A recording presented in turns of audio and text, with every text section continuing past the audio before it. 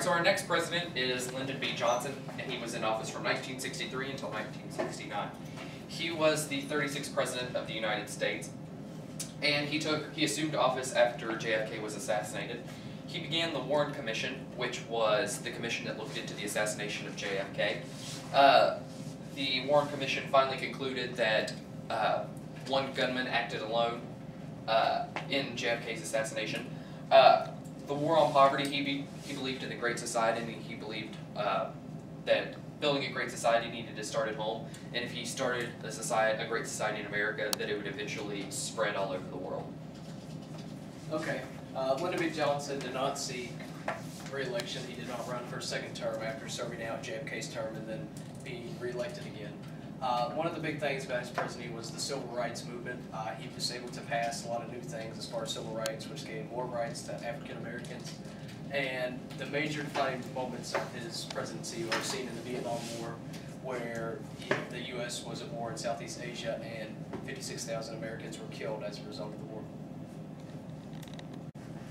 All right, so now we're going to grade LBJ. Jim, what would you give him? I would give him a B.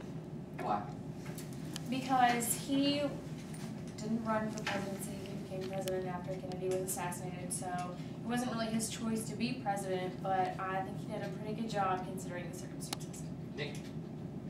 I would give him a B-. Why? Because did a pretty good job with the civil rights movement, and Vietnam sort of puts him down. All right. I'll give him a C-. I think that he did a lot for civil rights and everything, but the Vietnam War is going to overshadow all the good that he has done in his presidency. Catherine? I would give him a B- because I believe that civil rights was way before his time and very dignified, but he allowed the Vietnam War to escalate beyond what it should have been. Tate?